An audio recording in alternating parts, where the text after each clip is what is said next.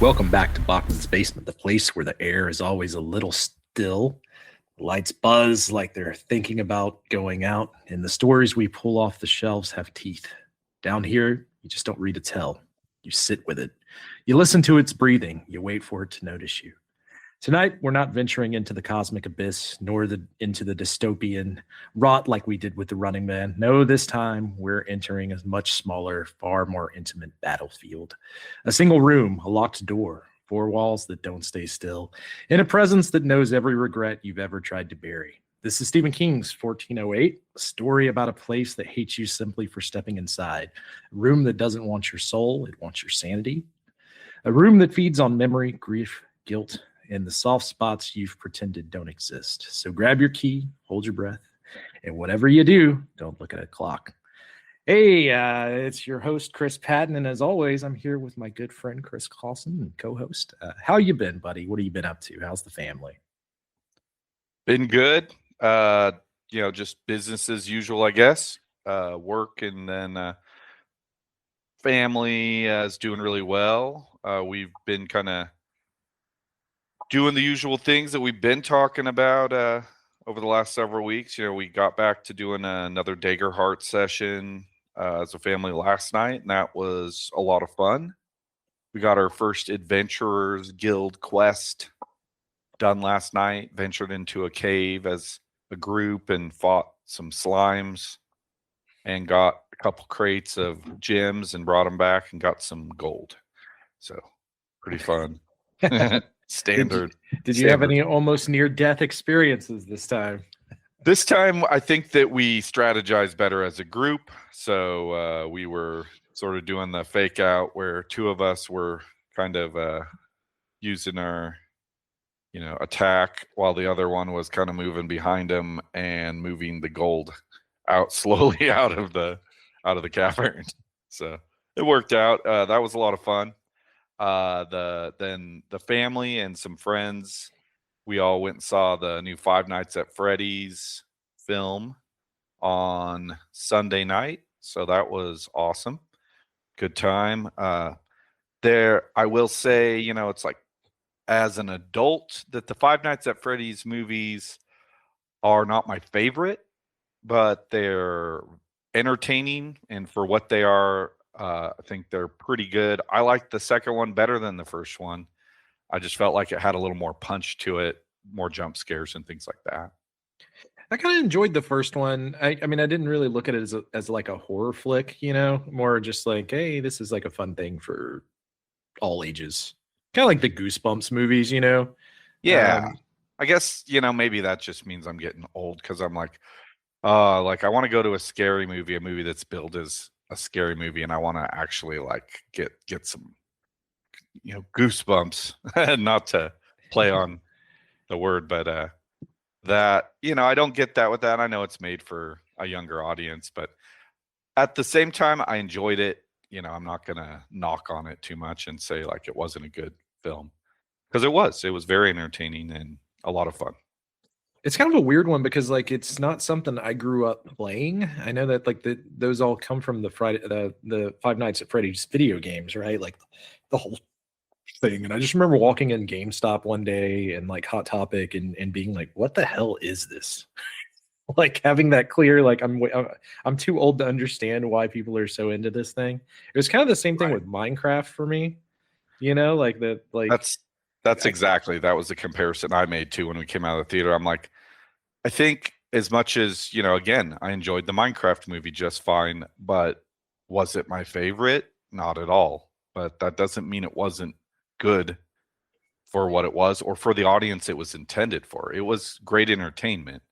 So I'm just trying not to like, just like, I guess, insert my, 40-year-old opinion into, this too much.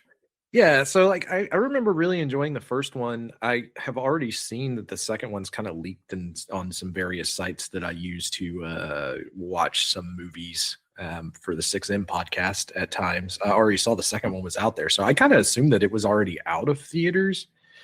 But it's one of those like weird Peacock releases. So is it already out on the streaming? I'm not sure about that. We went and saw it at the theater, so I'm sure it'll be on streaming if it's not already. It'll be on streaming real soon. That just seems to be the sort of the conveyor belt of movies. It's moving quicker than it used to. Yeah, I know that the first one I watched on Peacock. So I was assuming it's kind of like the Halloween thing where maybe they're doing a double release or something like Maybe. that, but I don't know for sure. I think that they're sort of trying to back away from that. That would be my best guess. That they're trying to slowly back away from that model because obviously they had to shift gears with the pandemic and find a way to get entertainment to the people where they were and make money off of their productions. But now that people are able to go to the movie theaters again, they also don't want the movie theater experience to die. And I'm 100% here for the movie theater experience. I don't want that to go away. Right, So. right. Like I said, I just noticed it on one of the sites that I used to. It was listed as a new movie. So usually when that happens, I mean, this already went out to streaming and someone's ripped it and re-uploaded it. But in this case, that may just be someone had a bootleg of it, or I didn't watch any of it, so I don't know. I just happened to notice it when I was scrolling. But yeah, I liked that first one. I'll probably check the second one out. It's kind of one of those things that I can turn on and do something else, like practice guitar or whatever, because I don't have any real affiliation to it. Like, in fact, I don't know that I could tell you a whole lot about the first movie, even though I know I watched it.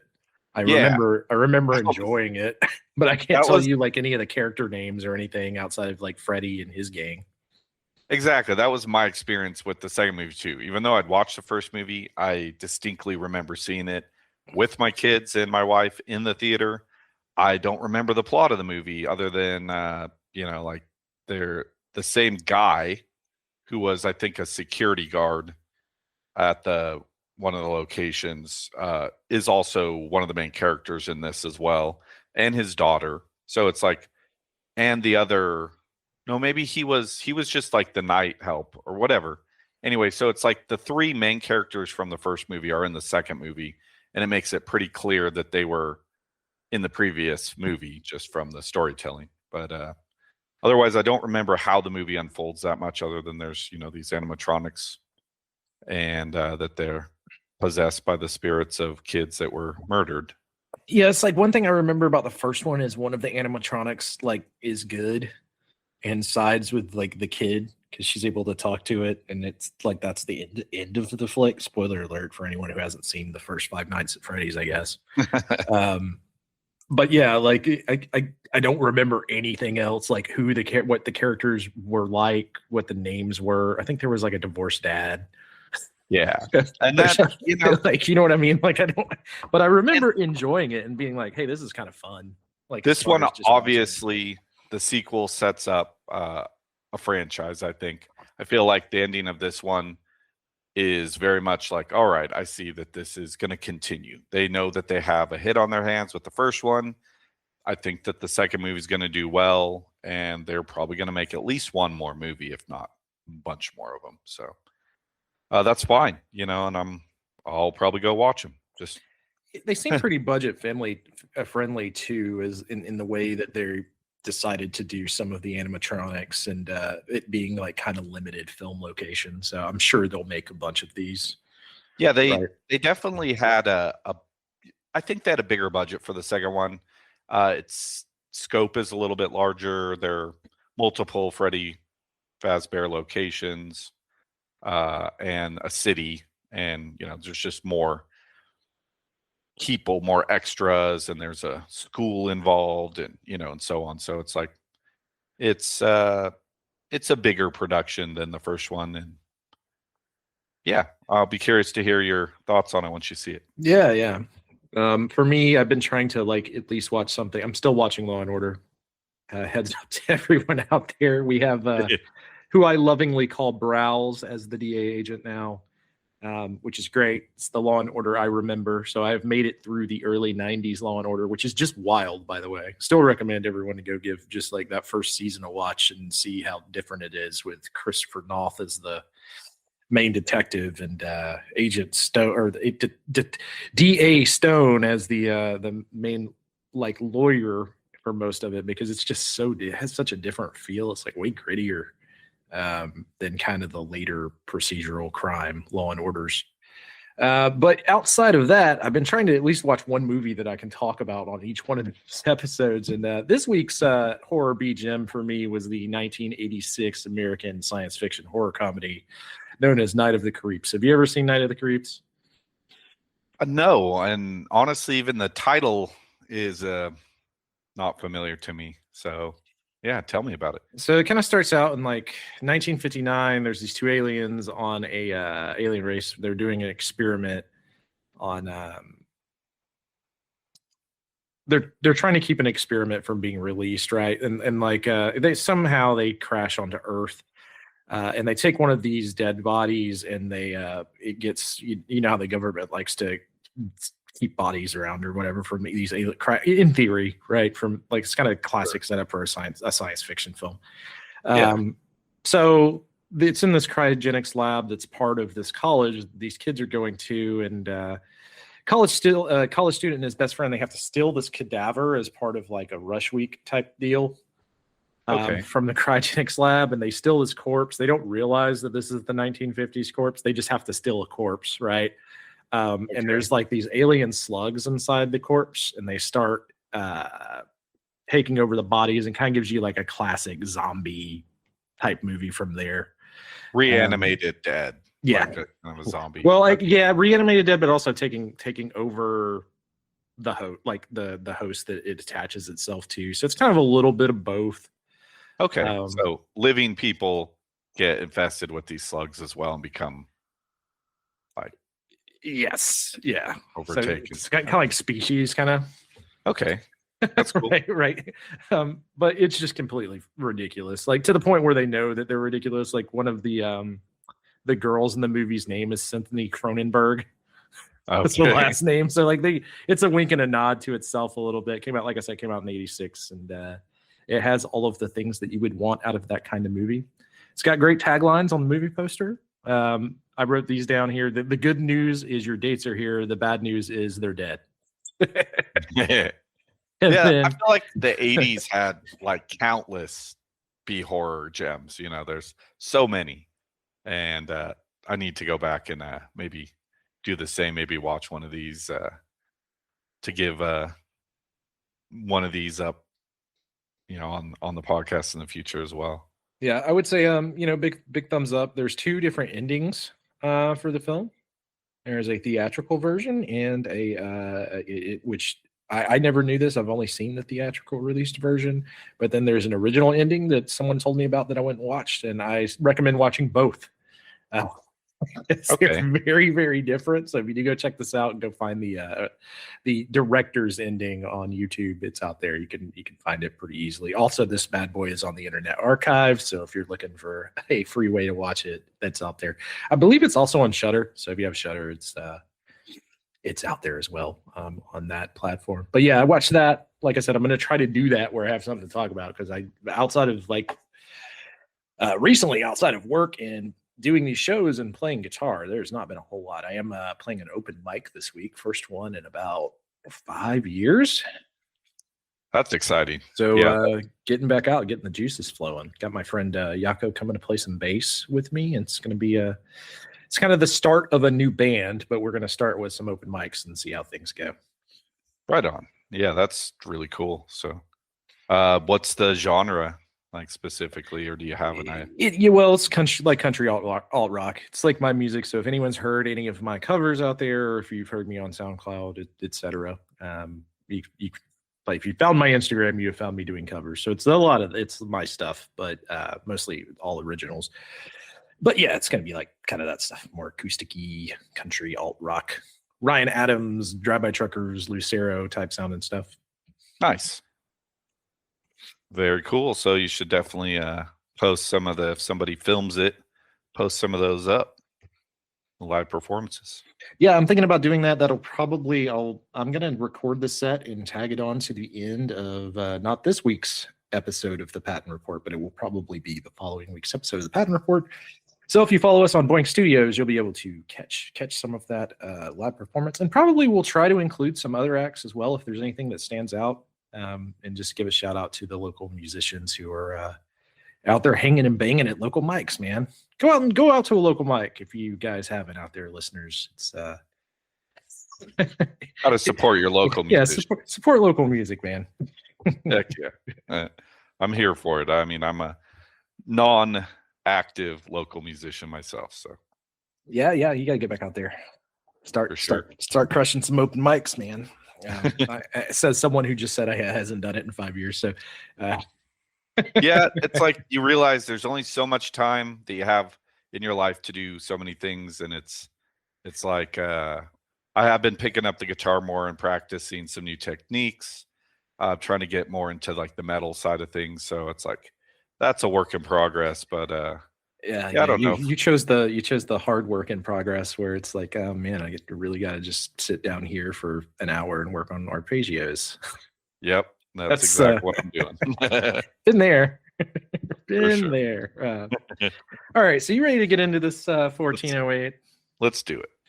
All right, so it starts out with our main character, Mike Insulin. I'm not going to go through my whole script and notes of everything I wrote, but basically he's kind of not a hero of the story per se. He's a writer.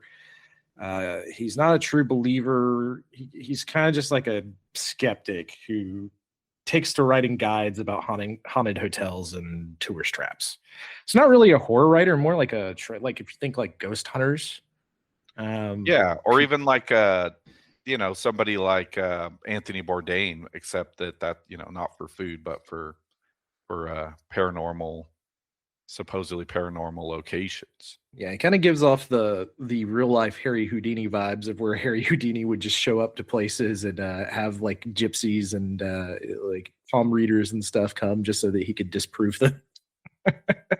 Exactly. Like he's certainly like, I think in this world, his readers come to expect that he's probably not going to find the paranormal, but he's going to have some interesting things to say about the places that he goes. Yeah, so he's just basically makes a career out of debunking supernatural for his readers who want a little thrill when they're trying to plan their vacations. So it's a little bit of it's like he's writing travel guides essentially to these haunted locations, and at the end just saying, hey, there's nothing there, but go enjoy yourself.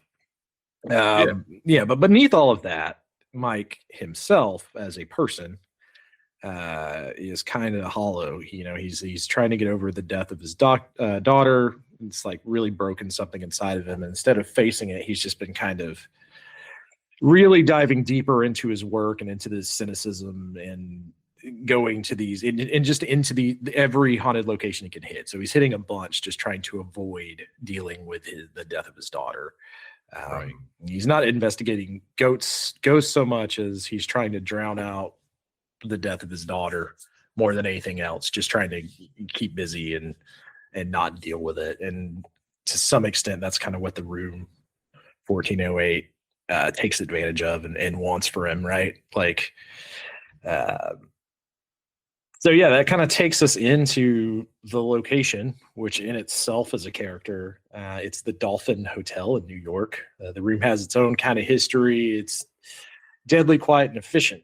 Guests have died by every method you can think of. They go through it in kind of gruesome detail in the short story as much as they can, with it still being a short story. But we got strokes, heart attacks, suicides, drownings with no water somehow. Yeah. So drowning of yourself, like fluid in your lungs from getting sick, for instance, that can happen.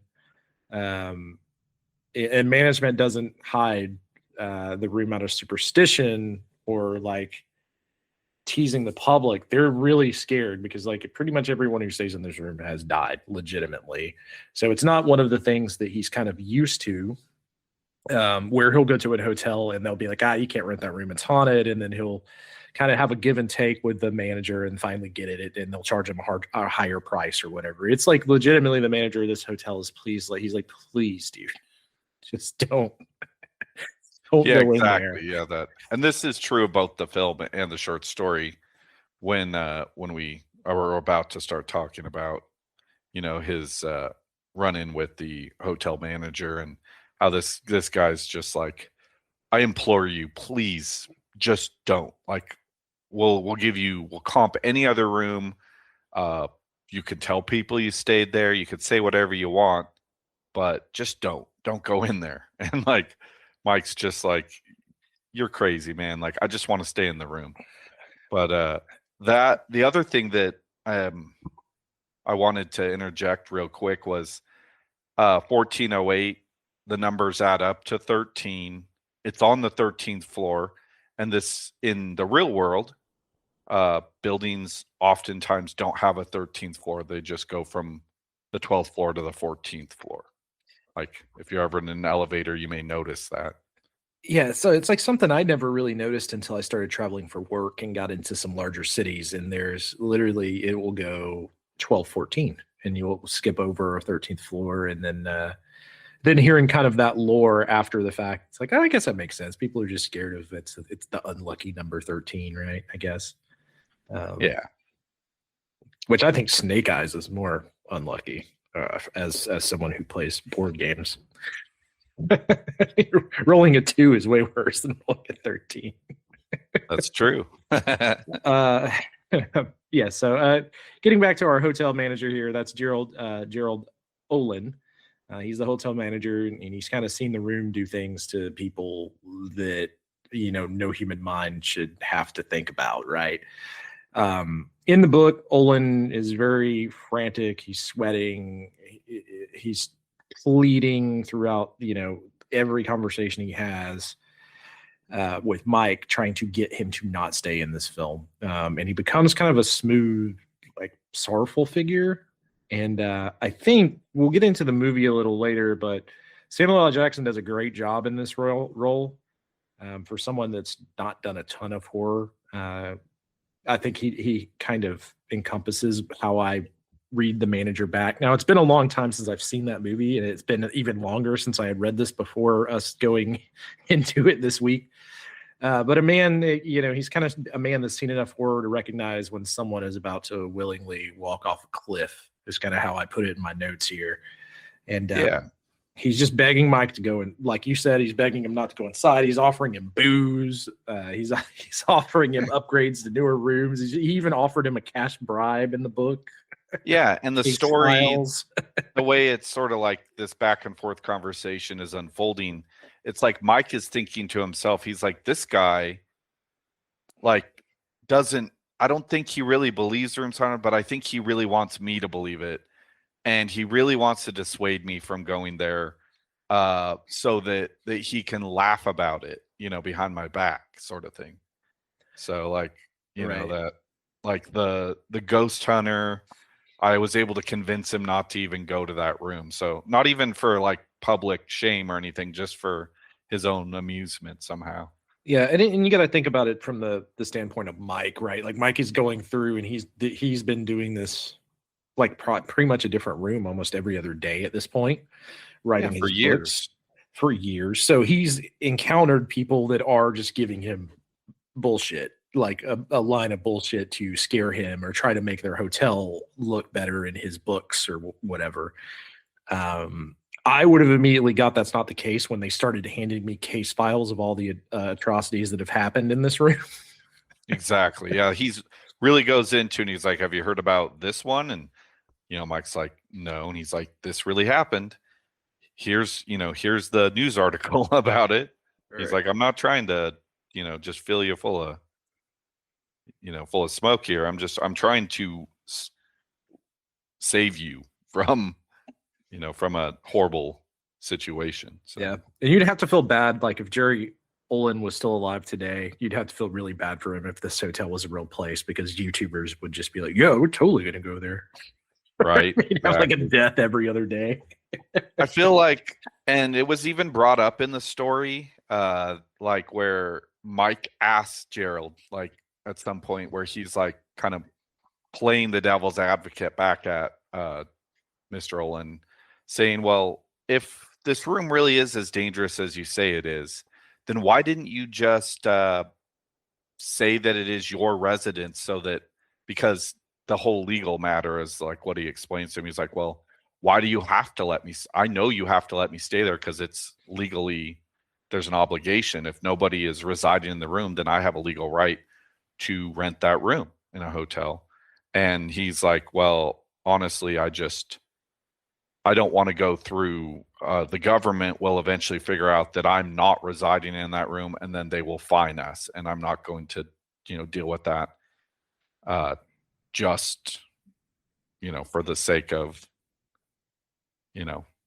saving someone's who doesn't want to be saved, Yeah, and essentially, like, Mike is kind of giving him this whole spiel, but it's like, that already, so you've already experienced this at some point for you to know the legalities of this stuff, so it wouldn't have mattered anyways. You would have just gotten him in trouble by being like, I don't think that guy really lives in that room, you know what I mean, and called someone and got this manager in trouble, because obviously you're probably not, he's probably not the only writer that is doing this.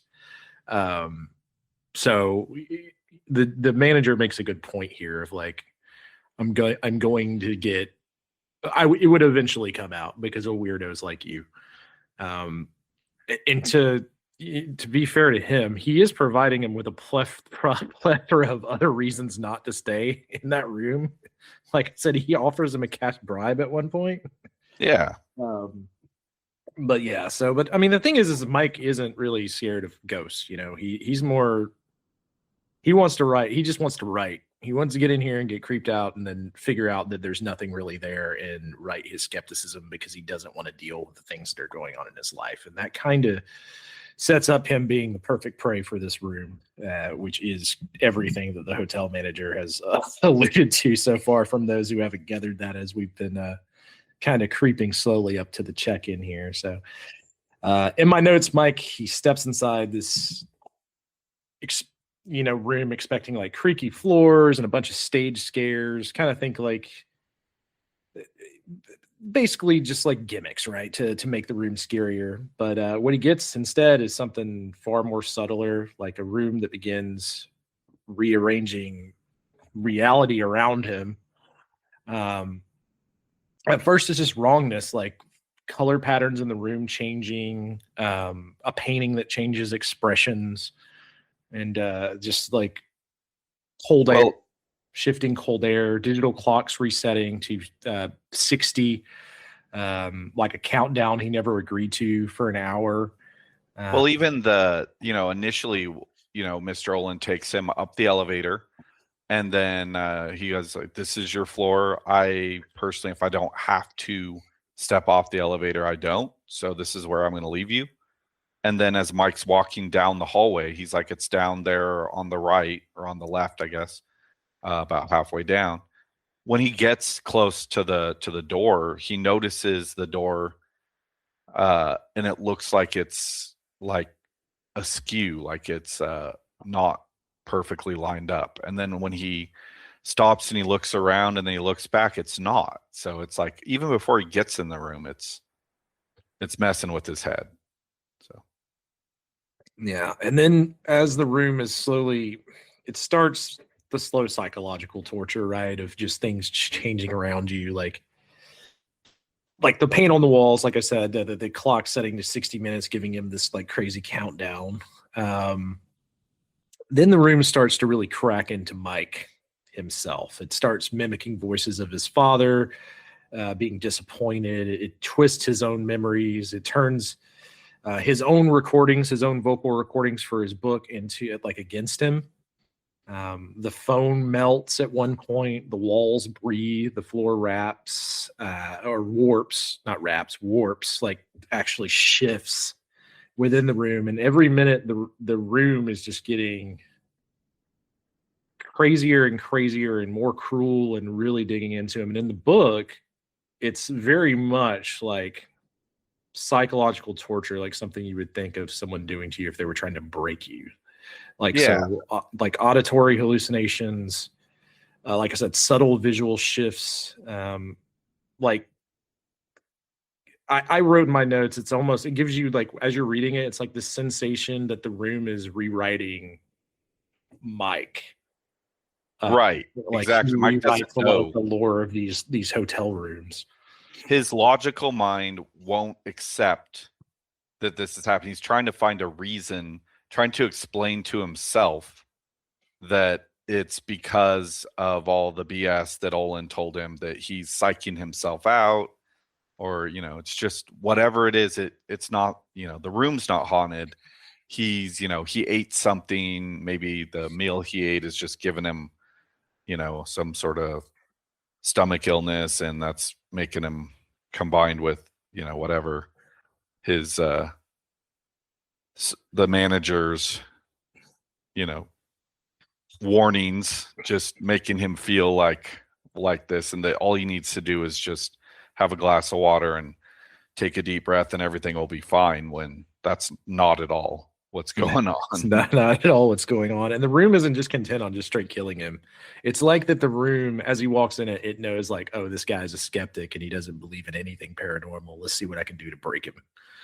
Right. And I mean, it's intense as far as what the room is doing. And if you think, like, if that was happening to me in this room right now, dude, this recording would be over and I would be maybe setting this house on fire.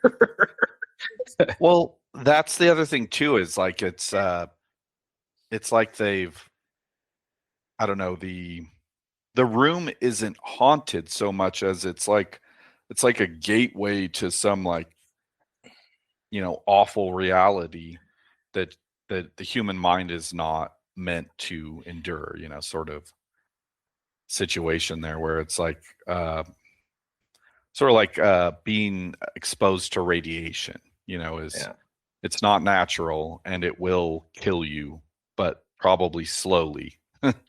And it kind of has the feel of like Jaunt in that sense too, right? Like, we don't know what it, how that is happening, where you're going during that process. The room has that, like, it's the Stephen King thing of like, is Denny, right? Like, how many of these rooms exist besides this room is the other thing. It's definitely more of an entity than just a room or a haunting. Right. I mean, maybe it's got the whatever is happening there is conscious and actively doing to the tenants of the room these things, but it's like, it's not a traditional haunting in the way of like some like malicious spirit, like you would expect in most ghost stories where people are being haunted in a house or something. It doesn't feel like that in this story, and King makes a point several times in this story to kind of reinforce that something else is happening here apart from some sort of like, maybe it's not a demonic presence, not in the traditional sense anyway. Right. Yeah. So next to my notes, I got the room is pissed. Yeah. It's the best way to put it, because it goes from just kind of slightly fucking with him to really, really messing with him. It escalates in the way a predator does. It's slowly, deliberately savoring the moment, watching Mike's sanity begin to fray at the edges. He starts seeing versions of himself. He starts hearing his daughter's Kate's voice. He's watching his memories wrap into just atrocities, nightmares. And in the book, he actually catches fire during a hallucination. He's crawling and he's disoriented and he's half conscious towards the door. The film almost takes it a step further, where the room kind of builds an illusion of this way to get out. And he wakes up and he's kind of outside and he's free, he's recovering until the room just takes it all back away, which I kind of like that about the film. It kind of makes the room even more of a dick than it already is. Right. Yeah. That it messes with the viewer even more than the reader of the story. It expands on the idea that Stephen King had with his short story. So the movie does more, and that's not always the case, with these adaptations. All right. And then he's never meant to leave this room. It's not happening for him in either version, the book or the movie. Although he gets out in the book, and I can't remember because I didn't rewatch the movie for this, although I own it and I've seen it many times. I can't remember how the movie ends. And I think the movie has more than one ending, doesn't it? I believe so. There is a theatrical ending and a director's cut, and I have both of them here. I did not watch both of them. I only watched the movie again. So I did not go back and watch the director's cut, but I do have the notes on it. Okay. So I will talk about both. But the ending of the book, like you said, he survives physically, but does he really? He's kind of mentally broken. He can't ever write again. And he never really, it seems like the way it's kind of left, he never really returns to the world. And even the recordings that he has from the room, Nobody wants to listen to him because no one wants to listen to them because they're insane. and they're disturbing. Like there's sounds that nobody, it's like, that something is wrong. Something wrong is happening there, but you can't understand what it is. Like slurping sounds, weird noises in the background. Wow, that people are like, they won't listen to the whole recording. They'll turn it off, 5 minutes into a 20-minute recording. Yeah. So, and then as far as the movie goes, we got the two endings. We have the theatrical ending. This is the one that I'm more aware of, where Mike lives. And he reconciles with his wife and finds some closure when he hears Katie's voice on the damaged recorder. So it kind of goes a different way than the book on that one. And that's more of the send the fans home happy adaptation of the ending. Because in the book, it's kind of very bleak for Mike once he gets out of this room. Well, yeah, that I don't recall, and I just reread this like last week. I don't recall that he had a daughter that passed away. I think that he was just a skeptic, and then the room really just messes him up to the point that he just can't even function in the world anymore. Can't write, can't do anything. He's sort of just a broken man that is just kind of just takes walks every day and is just existing. Yeah, the daughter Kate may have been added for the film. I'm kind of combining things here a bit as we go through this. But Kate in the movie, he does have a dead daughter in the movie, John Cusack's character. Right, which is a great addition. It fills out sort of the story and maybe some of the motivations of Mike as a character.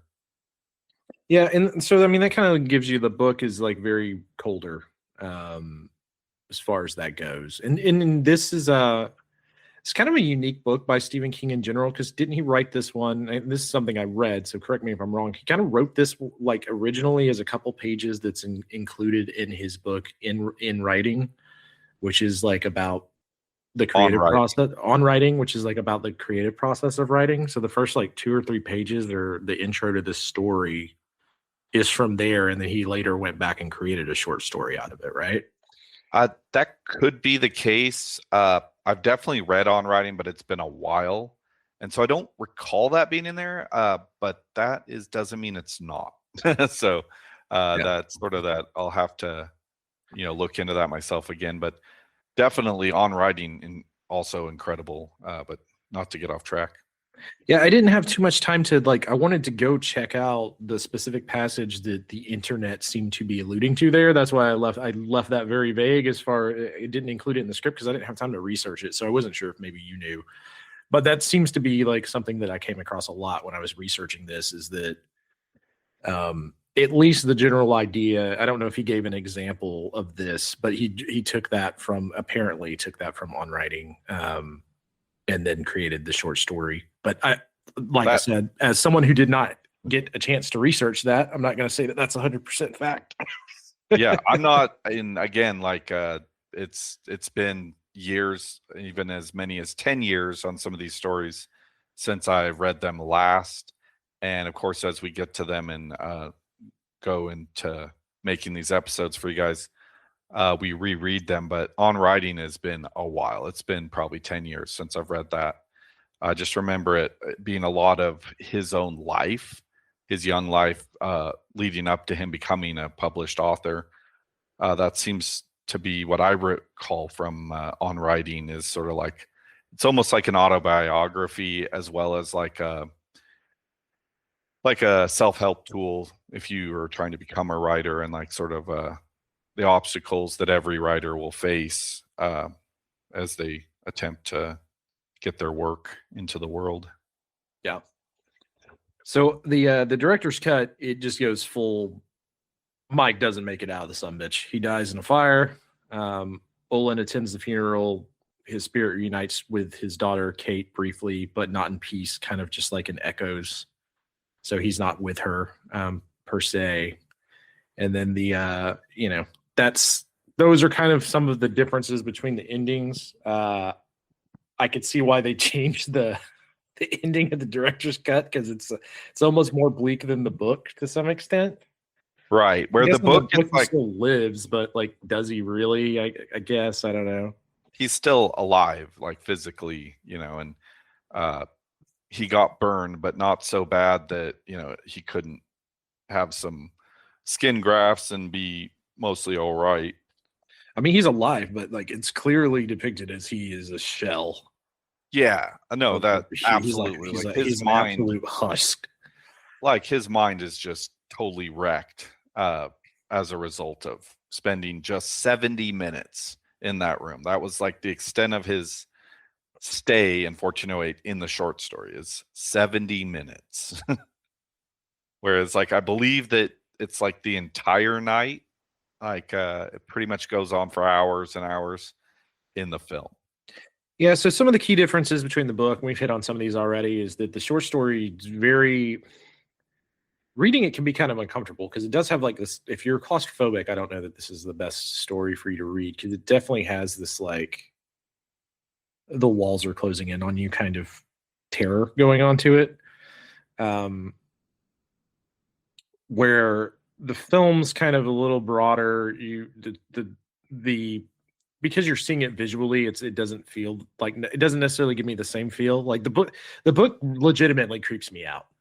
And it's something I think about, or the short story, I should say, think about, like, whenever I'm staying at a hotel. It's kind of like The Shining, where it's one of those things that stick with you and you kind of wish you didn't think about it. Like when you're walking down a long hallway with bad carpeting from the 80s, which when I travel all the time happened very often.